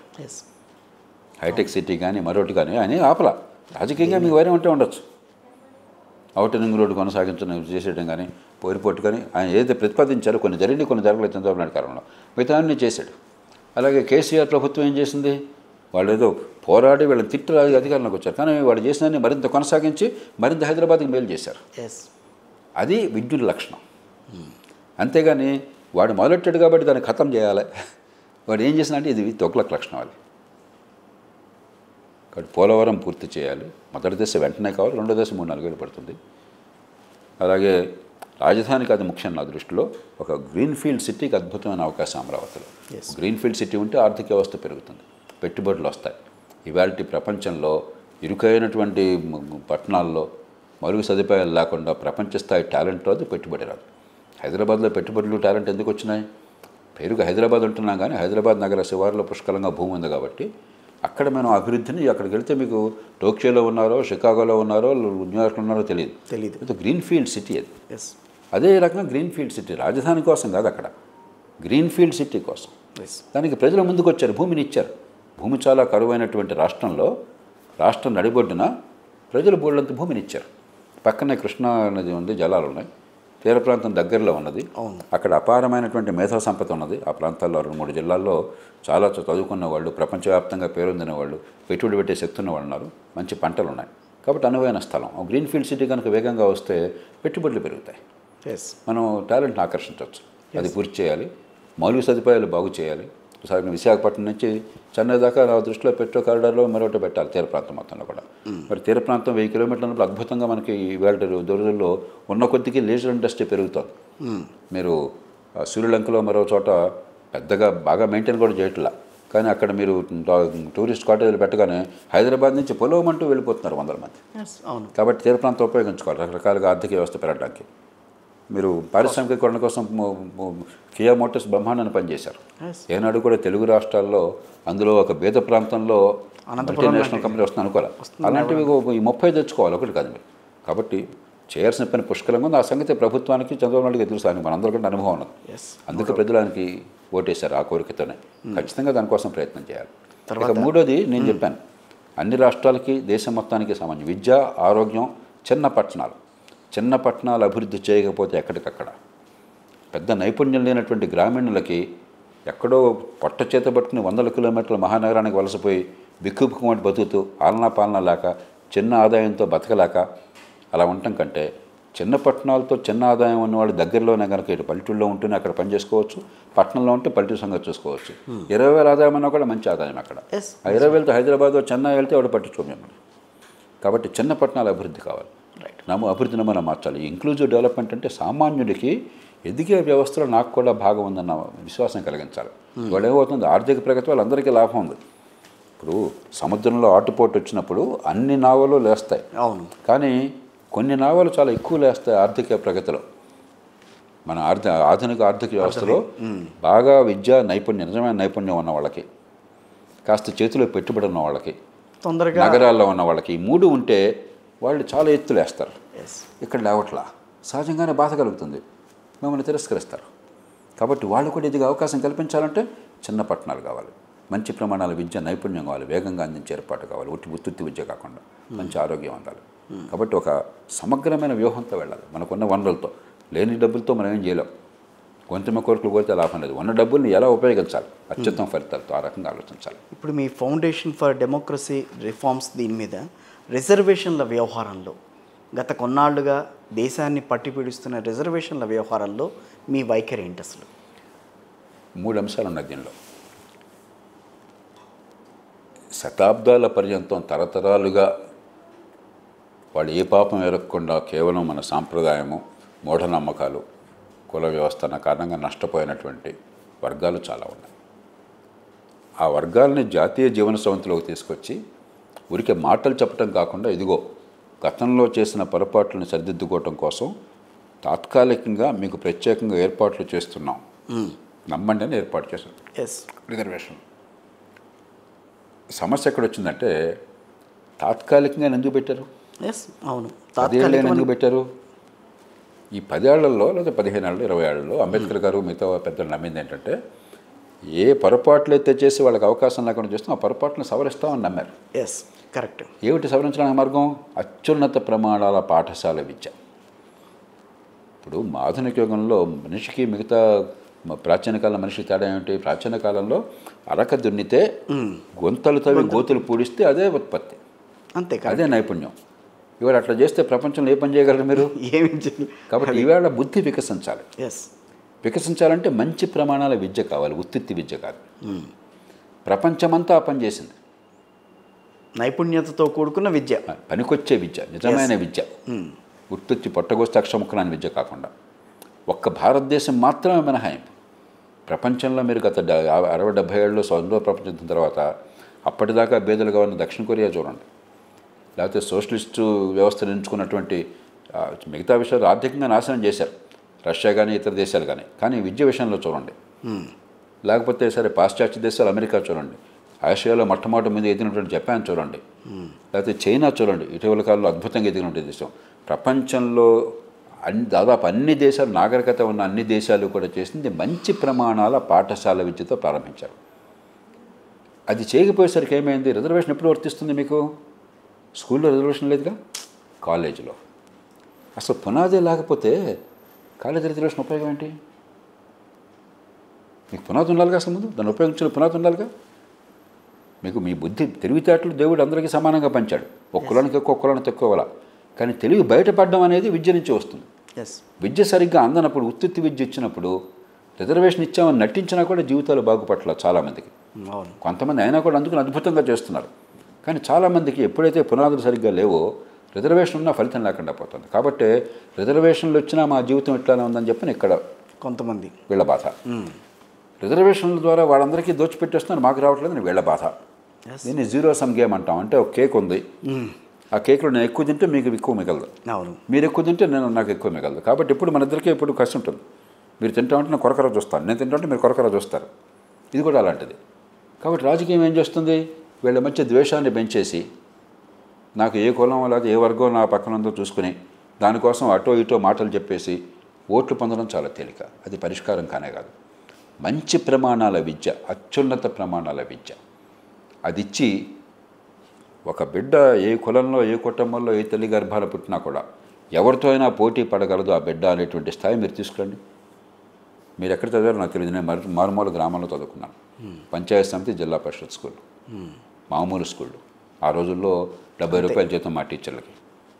వర్షం కురిస్తే నీళ్లు కురిసేవి.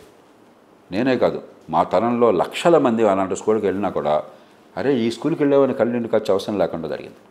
ఈ సమాజం మాకు అద్భుతమైన విద్యనిచ్చింది. ప్రపంచంలో వాళ్ళందరం కూడా కొన్ని లక్షల మంది ప్రపంచ దేశాల్లో కానీ దేశంలో కానీ అన్ని రంగాల్లో అత్యున్నత స్థాయిలో ఉండగలిగాం. అలాంటి విద్య అందిస్తే 10వ తరగతి 12వ తరగతి అయ్యేసరికి ఎవరెవరితోనైనా పోటీ పడగలరు. అప్పుడు రిజర్వేషన్ల ప్రభావం ఉంటే దానికి చర్చ చాలా తేలిక ఇంకో రకంగా మార్చుకోవచ్చు. అది చేయకుండా మనం ముసుగులో గుర్తులాట్లాడుతున్నాం. అది చేయకుండా రాజకీయంగా రిజర్వేషన్ అనే అస్త్రాన్ని ఉపయోగించి జనాన్ని విభజించి మన ఓటు పొంది వాళ్ళ బతుకులు మాత్రం బాగుపడకుండా చేసి గందరగోళాన్ని సృష్టిస్తున్నాం. చివరికి రిజర్వేషన్ పొందే వాళ్ళకి బాధ ఉంది, పొందని వాళ్ళకి బాధ ఉంది. చాలా జీనియస్ కావాలి. రిజర్వేషన్ల వ్యవస్థ పెట్టి రిజర్వేషన్ పొందే వాళ్ళకి పొందిన వాళ్ళకి కష్టం కలిగించడం చూసారా, దానికి చాలా తెలివితేటలు కావాలి, చావు తెలివితేటలు. మన దేశంలో చేస్తున్న పని అది.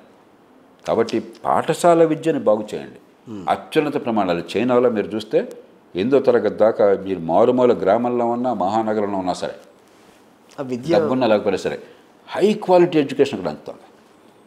9 నుంచి కొంత డబ్బు పెట్టాలి, ఎక్కువ డబ్బు కాదు కానీ కొంచెం బాగానే పెట్టాలి. ఆ రోజుల్లో విన్నది ఒక 2-3-4 వేల అంటే $1,000 సమానం. ఓకే, ఆ రోజుల్లోనే 9th క్లాస్కి, 9th నుంచి 9th నుంచి 9th, 10th, 11th, 12th. Okay, 12th తర్వాత యూనివర్సిటీలో మళ్ళీ డబ్బులు పెట్టాలి. కానీ అత్యున్నత ప్రమాణాలు విద్య, అది ఉండగానే నైపుణ్యం, అది ఉండగానే సంపాదించే శక్తి, ఉపాధి కల్పన. అది లేకుండా మీరు సమాజానికి అసలు మార్గాన్ని చూపెట్టలేరు. ఆధునిక యుగంలో విద్య లేనిది అభివృద్ధి లేదు, విద్య లేనిది సామాజిక న్యాయం లేదు, సమాజ నిర్మాణం లేదు. అది లేకుండా మనం నటించి ఈ దొంగ చదువు కోసం దొంగ సీట్లు గొడవ పెడుతున్నాం. ఆ రిజర్వేషన్ పోదా, దాన్ని తీలే. అది చేస్తే అవకాశం కల్పిస్తే అప్పుడు మనం కూర్చోవచ్చు. అప్పుడు మనం కూర్చుని అప్పటి వరకు రిజర్వేషన్ వ్యవస్థ ఇట్లాగే ఉండాలా? ఇట్లాగా మరి మార్గం ఏంటి? మీరు చేయాల్సిన పని చేయకుండా మీరు ప్రజలు నిందిస్తారు. ప్రతిభ ఉన్న వాళ్ళు వెనక్కి వెళ్ళిపోవటం, ప్రతిభ లేని వాళ్ళు ముందుకు రావటం, అది వాస్తవం. ఇదంతా అది ఎగ్జాజరేట్ చేస్తున్నాను, నేను అది ఒప్పుకోను. కాదా? సీట్లు పెరుగుతున్నాయి, ప్రతిభను లెక్కట్టం కాదు. మన రాజకీయ తీరు వల్ల, పరిపాలన వైఫల్యం వల్ల ద్వేషాన్ని సృష్టిస్తున్నాం తప్ప దీనివల్ల బాగుంటుంది కూడా లేదు. బాగున్నట్టయితే నిజంగా ఈ దేశం దళితులు, బలహీన వర్గాలు బ్రహ్మాండంగా బాగుపడాలి కదా. కాబట్టి సమస్య ఒక చోట ఉంటే, ఇప్పుడు మనకి మౌలవి నసరుద్దీన్ ఒక జ్ఞానం ఉన్నాడు, చాలా జ్ఞానవంతుడైన. ఆయన కథలు చాలా ఉన్నాయి ప్రచారంలో. ఒకరోజు నువ్వు దారిలో పోతుంటే అక్కడ కుర్రాళ్ళు అదే పనిగా పక్కన వెతుకుతున్నారట. పచ్చిక బయలు ఉంది అక్కడ. ఓకే. ఏమిటో వెతుకుతున్నారంటే ఒక తాళం చెవి పోయింది స్వామి వెతుకుతున్నాం అన్నట్ట. ఆయన కూడా అక్కడికి వెళ్ళి కాసేపు చూస్తే కనిపించలేదు. ఏంటంటే కనిపించలేదు, ఎక్కడ పోయింది అన్నట్ట. అక్కడ పోయింది స్వామి అన్నట్ట. ఇక్కడ ఎతుకుతున్నారంటే ఇక్కడ లైట్ ఉంది స్వామి అన్నాడంట. అరే సమస్య ఎక్కడుంటే ఇక్కడ ఎతకటం ఏంటో బుద్ధి లేని వాళ్ళని చెప్పారు. కాబట్టి సమస్య ఒక చోట వేరే చోట ఉంటే మనం ఇక్కడ తన్నుకుంటున్నాం. అది పరిష్కారం కాదు. పరిష్కారం ఎట్లాగో తీసుకోవాలి అందరినీ కలిపి. అంతేగాని మనం ఈ దేశంలో భాగమైనటువంటి దళితులు, ఏ పాపం ఎరగకుండా తరతరాలుగా నష్టపోయిన దళితులు, ఆ దళితులు ఏం పాపం చేశారండి? నిజంగా మనం మానవత్వాన్ని నమ్మినట్టయితే ఏ తల్లి గర్భాన్ని పుట్టింది ఆ బిడ్డను తేడా లేకుండా అందరికీ అవకాశం రావాలి కదా.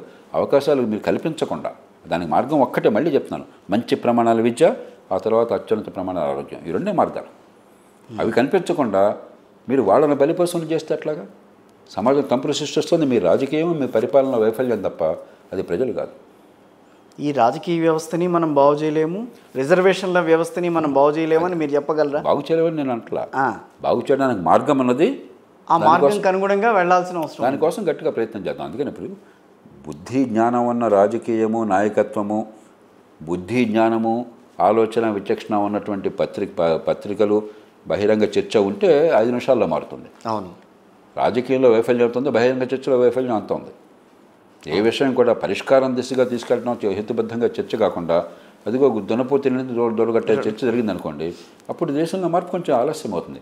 అల్టిమేట్గా ప్రజాస్వామ్యంలో మార్పు ఎట్లా వస్తుంది? మనుషుల మేధస్సుల్లో మార్పు రావాలి. మేధస్సులో మార్పు ఎట్లా వస్తుంది? విషయాలు అవగతం కావాలి, పరిష్కారం దిశగా మనసు వెళ్ళాలంటే ఏం జరగాలి? చర్చ జరగాలి, నాయకత్వం ఉండాలి. నాయకత్వము చర్చ రెండు ఫెయిల్ అయిపోతే ఆలస్యం అవుతుంది. ఓకే. నేటి యువతరానికి అంటే రాబోయే తరానికి కొంతమందికి, చాలామందికి మీరు మార్గనిర్దేశకంగా వ్యవహరిస్తూ ఉంటారు మీలాంటి మేధావులంతా కూడా. సో ఇప్పుడున్న పరిస్థితుల్లో వాళ్ళు మనగలగాలి అని అంటే కనుక మీరు ఇచ్చే సూచనలు ఏంటి వాళ్ళకి? ఇప్పుడు నిరాశపడద్దు. చాలామంది ఏంటంటే అవుదో అంత గందరగోళంగా ఉంది, అగమగోచరంగా ఉంది, నిరాశపడుతున్నారు. ఈవేళ యువతరం ఒక అద్భుతమైన కాలంలో ఉన్నారు. ప్రపంచ చరిత్రలో ఇంత అద్భుతమైన కాలం, ఇంత అదృష్టమైన కాలం మరెప్పుడు లేదు. యువతంతా కూడా మేము చాలా అదృష్టంగా ఉన్నాం అనే విషయం గుర్తించాలి. ఎందుకంటే ప్రపంచంలో ఏనాడు కూడా అందరి అవసరాలని తీర్చడానికి తగినటువంటి టెక్నాలజీ కానీ వనరులు కానీ ఏనాడు లేవు. మొట్టమొదటిసారిగా ఇప్పుడు ఉన్నాయి. 30 ఏళ్ల క్రితం మీ తల్లిదండ్రులను అడగండి, వారి తల్లిదండ్రులను అడగండి. ఈ పైపైన మనం ఊహించేనే కాకుండా ఆనాడు వాళ్ళ జీవితం ఎట్లా ఉంది, వాళ్ళ జీవితం రోజువారీ సౌకర్యాలు ఎట్లా తీరినాయి, ఇవాళ ఎట్లా ఉంది ఒకసారి చూడమని తేడా మీకు అర్థమవుతుంది. ఎంత శరవేగంగా, ఎంత అనూహ్యమైన పెద్ద మార్పులు వస్తున్నాయో. నిజమే, రావాల్సిందంతా పోలిస్తే ఇంకా కొన్ని కొరత ఉన్నది. ఆ కొరతను మనం తీర్చుకోవచ్చు, మనం చాలా తేలిగ్గా తీర్చుకోవచ్చు. కాబట్టి అందమైన భవిష్యత్తు మీ ముందుంది, నిరాశకు గురి కావకండి. రెండోది నేను కోరేది, మారుతున్న టెక్నాలజీలో ఈవేళ మీరు ఏం చదువుకున్నామన్నా స్కిల్స్ ఉండాలి. స్కిల్స్ ఉన్నా ఈవేళ స్కిల్స్ రేపు పనికి రాకపోవచ్చు. అవును. చాలామంది చెప్పేది ఒక 25-30 ఏళ్ల తర్వాత రాబోయే ఉద్యోగాలు 100% ఇంకా సృష్టించబడలేదు. ఎలాంటి ఉద్యోగాలు వస్తే మనం ఊహించలేం.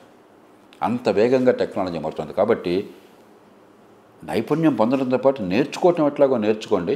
వేగంగా మారుతున్న టెక్నాలజీ ప్రకారం మీరు కూడా స్కిల్స్ని పెంచుకోండి. అప్పుడు ప్రపంచానికి ఉపయోగపడతారు. అది లేకుండా నాకు డిగ్రీ కాగితం ఉంది, 5 నేర్చుకున్నాను 30 ఏళ్ల క్రితం, కాబట్టి నన్ను ఉపయోగించుకోవాలంటే వాళ్ళు ఉపయోగపడాలి మీరు. మూడోది, గొప్పగా మీరే త్యాగాలు చేయక్కర్లా. ఓకే. పెద్ద విషయాల గురించి, దేశభక్తి గురించి మాట్లాడక్కర్లా. నా ప్రయోజనము పక్కవాడి ప్రయోజనం కలిసి ఉన్నాయన్న విషయం గుర్తిస్తే చాలు. మీరెంత గొప్పవాళ్ళైనా సరే, ఎంత డబ్బు సంపాదించినా, ఎంత గొప్ప కంపెనీకి అధిపతులైనా, ఎన్ని కోట్లు గడించినా, ఎంత ఆకాశం నుంచి మేడ కట్టినా కూడా పక్కింటి పోరగాడిని కొట్టిన దోమ మీ ఇంటికి కూడా వస్తుంది. అవును. మీ ఇంట్లోకి చొరబడుతుంది, మిమ్మల్ని కుడుతుంది, మీకో మీ పిల్లలకో డెంగీ ఫీవర్ ఇస్తుంది. దేశభక్తి అంటే మంది హితాన్ని పట్టించుకోవటం అంటే దోమలు నివారించడం. ఎందుకంటే దోమని మీరు ఒక్కళ్ళే మీ ఇంట్లో నివారిస్తే అది కాదు, అందరం కలిసి పూనుకోవాలి. మనం పెద్ద విషయాలు మాట్లాడక్కర్లా. అవును. కాబట్టి సమాజహితం పట్టించుకోవటం అంటే ఏం త్యాగాలు, పెద్ద పెద్ద మాటలు అక్కర్లా. నీ జీవితాన్ని నువ్వు చూసుకుంటూ నిజాయితీగా, ఆనందంగా కొన్ని సామూహిక విషయాలు పట్టించుకోకపోతే అందరూ నష్టపోతామని గుర్తించడం, అది మాత్రం మరవబోకండి. ఈ 3 గుర్తుంచుకుంటే జీవితంలో దుఃఖం ఉండదు, జీవితంలో అపజయము ఉండదు. ఫైనల్గా ఒక్కటి అడుగుతాను సార్, మీలాంటి మేధావులు ఎంతోమంది ఉన్నారు. అందరూ కలిసికట్టుగా వచ్చి దేశ ఆర్థిక పురోగమనానికి కానీ లేకపోతే రాజకీయంగా చేయాల్సిన మార్పుల్ని కానీ ఎందుకు ఒకళ్ళు ఒక వేదిక మీదకి రాలేకపోతున్నారు? అసలు ఎఫ్టీఆర్ లోక్సత్తా ప్రారంభించినప్పుడు నేను ప్రతిపాదించింది అది. ఎందుకని ఇప్పటికీ అది సాకారం సమస్య కావట్లేదు? ఏంటంటే మంచి మనుషులు మాత్రం చేత మనుషులందరికీ విజ్ఞత ఉంటుందని గ్యారెంటీ లేదు.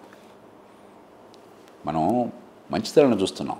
ఎస్, మంచితనం కావాలి, దాంతోపాటు విజ్ఞత కావాలి. విజ్ఞత అంటే ఏమిటి? ప్రపంచానుభవం మన అనుభవాన్ని జోడించి గతంలో ఉన్న మంచి నుంచి మంచిని స్వీకరించడం, చెడు ఉంటే పాఠాలు నేర్చుకుని చెడుని మార్చడం, ఆధునిక యుగంలో ఏ మార్పులు కావాలో దానికోసం ప్రతిపాదనలు చేయడం. ఎస్. మన దేశంలో ఏమైంది? ఒక పక్కన విద్యా వైఫల్యం, రెండో పక్కన ఏ రకమైన లోతైన అవగాహన లేకుండా పడికట్టు పదాలు. Public sector, private sector. Public sector ఉండాలి, ఎందుకు తెలియదు, అంతే. ఏమీ తెలియదు. ఎందుకంటే 50-60 ఏళ్ల పాటు ఈ కుహనా సోషలిజంతో, నిజమైన సోషలిజంలో మంచి ప్రమాణాల విద్య, ఆరోగ్యాన్ని ఇచ్చే అవకాశాలు పెంచాం మానవాళిగా. మన దేశంలో కాకపోయినా మనది కుహనా సోషలిజం, లైసెన్స్ పర్మిట్ కోటా రాజ్యం. అడుగడుగునా వాడి అనుమతి లేకపోతే ఆంక్షలు లేకపోతే మన బతుకులేదు. నాకు మనుషుల్ని బానిసలు చేశాం. దానికి ఇప్పటికి కూడా ఇంకా మన భావజాలం బయటపడలే. వ్యక్తిగత జీవితంలో దాన్ని పాటించట్లా, కానీ సామాజిక విషయాలు చర్చ వస్తే మళ్ళీ ఇంట్యూటివ్గా దానికి వెళ్ళిపోతాం. ఓకే, అప్పుడు ఏకాభిప్రాయం ఎట్లా వస్తుంది? అవును. రైతు చట్టాలు ఉన్నాయి, పార్టీలు పక్కన పెట్టండి, ఖచ్చితంగా తీసుకొచ్చిన చాలా బ్రహ్మాండమైనటువంటి. నేను మళ్ళీ సోదాహరణంగా చెప్పాను. ఇంతవరకు ఒక్కళ్ళు కూడా సోదాహరణంగా ఏ చట్టం ఎందుకు తప్పో చెప్పాల. కానీ గుడ్డెద్దు చేయబట్టి రైతు చట్టాలు రైతుల వ్యతిరేకం, ఇది ఆపేయాలా? దానికి ఎట్లా కలుస్తాం మనం? రైతు రుణమాఫీ ఓకే అంటారా మీరు? నేను దానికి పూర్తిగా వ్యతిరేకం. కారణాలు చెప్తున్నాను నేను. అందుకంటే మూర్ఖత్వం ఇంకోట్లేదు. డబ్బులు ఇచ్చినవాడు వెర్రోడైపోయి, డబ్బులు ఎగ్గొట్టినవాడు డబ్బులు ఇచ్చేసి, రేపొద్దున మళ్ళీ పరగడిపోయిపోయి, రుణం ఇచ్చేవాడు రుణం ఇవ్వకుండా మానేసి, మీరు రుణమాఫీ చేస్తే మళ్ళీ డబ్బు వచ్చేసారు రుణం ఇవ్వడు కదా. బ్యాంకులు ఎలక్షన్ల ముందు మీరు రుణాలు తీసుకోండి, కట్టకపోతే మీకు కట్టుకోవడం ముందే చెప్పారు వీళ్ళు. అంటే మేము బ్యాంకులకి ఏం చెప్తున్నామని రుణాలు ఇవ్వకుండా చెప్తున్నాం. రేపు రుణాలు రాకుండా చేసి వాడు ప్రైవేట్ మార్కెట్కి వెళ్తే నెలకు 10% ఎంతో రుణం హెచ్చు వడ్డీలకు అప్పులు తీసుకొచ్చి ఎవరిని బాగు చేసాం మనం? రుణమాఫీలు ఎన్నిసార్లు చేసాం మనం? ఏం బాగుపడ్డాం? అయినా కూడా దాన్ని మీరు బాగుందంటున్నాం. దాన్ని ఎలా సమర్థిస్తాం మనం? ఎస్. అదే దానికి బదులు రైతులకి ఎన్నో ఈ 31,000 కోట్లతో బోల్డంత మేలు చేయాలి, రైతులకే చేయాలి. ఉదాహరణ పసుపు పంట ఉంది, ఒకరోజు 5,000 ఉంటుంది క్వింటాల్కి, ఇంకో రోజు 16,000 వెళ్తుంది. 5,000 ఉన్నాడే కనుక స్టోరేజ్ ఉండి మార్కెట్ బ్యాంక్ వాడు దాన్ని కుదువబెట్టి వాడికి 10,000 రూపాయలు 8,000 రూపాయలు డబ్బులు ఇచ్చి, అరే నువ్వు నీ జీవితం గడుస్తుంది, మళ్ళీ పంట వేసుకో, నీకు భయం లేదు, రేటు వచ్చినట్టు అమ్ముకోమని ఏర్పాటు చేసాం అనుకోండి, బ్రహ్మాండంగా టైంకి అమ్ముకుంటాడు. రైతు దివాలా చేయడు. దానికి బోల్డంత ప్రభుత్వం డబ్బులు ఖర్చు పెట్టాలి. లేకపోతే ప్రాసెసింగ్ సరిగ్గా చేశారనుకోండి, పెరిషబుల్ కమోడిటీస్ ఉన్నాయి. టొమాటో ఒకరోజు ₹10, ఇంకోరోజు ₹60. ₹10 రోజున వాడికి అలా అన్యాయం జరగకుండా ప్రాసెసింగ్ ఇండస్ట్రీ ఉండి ₹15, ₹10 వచ్చి ఏర్పాటు చేసాం అనుకోండి, ప్రాసెసింగ్ కోసం మనం డబ్బు ఖర్చు పెట్టాం, దాన్ని ప్రోత్సహించాం అనుకోండి, రైతు విలువ పెరుగుతుంది, సమాజం బాగుపడుతుంది. ఇలా రైతుల కోసం చేయాల్సిన పనులు చాలా ఉన్నాయి. రైట్. ఇవాడు చేనేత కార్మికులు ఉన్నారు, లేకపోతే రెక్కాడితే కాదు డొక్కాడిన వాళ్ళు, తోపుడు బళ్ళతో పళ్ళు కూరగాయలు వ్యాపారం చేసేవాళ్ళు. ₹1,000 కావాలంటే ఆ వ్యాపారానికి ₹3,000 కావాలి. తోపుడు బళ్ళ వస్తువులు కొనుక్కోవాలంటే పొద్దున్నే అప్పు తీసుకుంటే ₹2,700 ఇస్తాడు వాడు, అప్పు ఇచ్చేవాడు. సాయంత్రం 3,000 ఇమ్మంటాడు. అంటే ఆ రోజుకి 10% చెల్లిస్తున్నాడు. బ్యాంకుల్లో సంవత్సరానికి 10%, అది కూడా కట్టలేరని చెప్పి మీరు మాఫీ చేస్తున్నారు. రోజుకి 10% అప్పు చెల్లిస్తున్నాడు. రైట్. ఓకే. ఆ ఏర్పాటు చేయండి, వాళ్ళకి అవసరం లేకుండా చేయండి. ఆ మధ్య నాకు ఒక కేసు చెప్పారు. ఒక దిగువ మధ్యతరగతి కుటుంబం, కోవిడ్ వచ్చింది, తండ్రికి 6 లక్షలు ఎంతో కట్టాల్సి వచ్చింది. ₹1 లక్ష సొంతంగా సమకూర్చున్నారు, చాలలేదు, బతికించుకోవడం కోసం కట్టారు. తండ్రి బతికాడు. అప్పటి నుంచి ఇప్పటిదాకా నెలకు 60,000 కడుతున్నారు, 10% వడ్డీ. ఇంతవరకు అసలు తీరలా. అవసరం లేకుండా చేయండి. ఈ ప్రజల పేదరికం తొలగించాలంటే, కష్టాలు తొలగించాలంటే ఈ 31,000 కోట్లతో లక్షల మంది జీవితాలను శాశ్వతంగా బాగు చేయొచ్చు. ఇప్పుడు ఇచ్చారు, పరగడిపోయింది, మళ్ళీ వచ్చేట మళ్ళీ కూడా మాఫీ, ఎస్, మళ్ళీ డిమాండు.